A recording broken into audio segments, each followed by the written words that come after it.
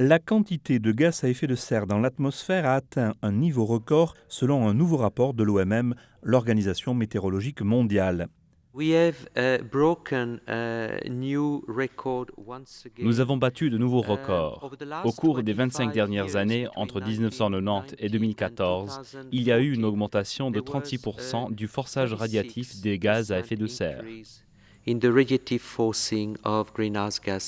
À quelques semaines des négociations sur le changement climatique de l'ONU à Paris, le rapport fournit une base scientifique au processus décisionnel. 83% de l'augmentation est due au CO2. C'est le problème dont on ne parle pas. Et nous n'avons aucune chance de lutter contre le changement climatique si l'on ne s'attaque pas aux émissions de CO2. À Paris, les dirigeants du monde doivent aboutir à un accord sur la façon de contenir l'augmentation de la température de la planète à 2 degrés Celsius.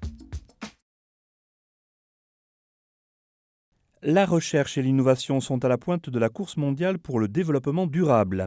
C'est ce qui ressort d'un nouveau rapport de l'UNESCO lancé à l'occasion de la Journée mondiale de la science. Le document note que malgré la crise économique qui a frappé les pays industrialisés en 2008, les dépenses intérieures brutes en recherche et développement ont augmenté globalement de 31% entre 2007 et 2013.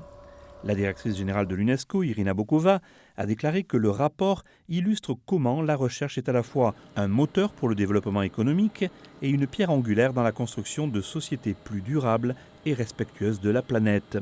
Le rapport de l'UNESCO sur la science est préparé par une équipe d'experts internationaux. Il est publié tous les 5 ans.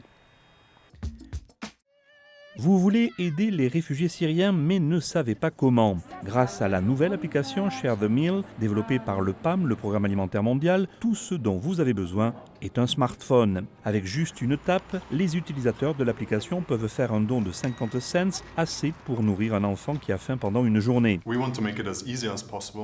Essentiellement, nous voulons faciliter au maximum la façon dont les gens font le bien. Donc pensez à la situation.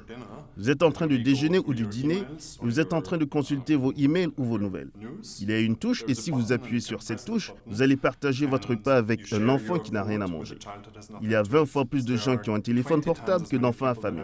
Donc si nous pouvons les connecter ensemble, peut-être pourrons-nous changer quelque chose de façon significative. L'application montre même en temps réel combien de repas ont été donnés jusqu'à présent et où vivent les enfants que vous aidez. À noter enfin que jusqu'à présent, plus de 100 000 personnes ont téléchargé l'application qui a rapporté $850 000.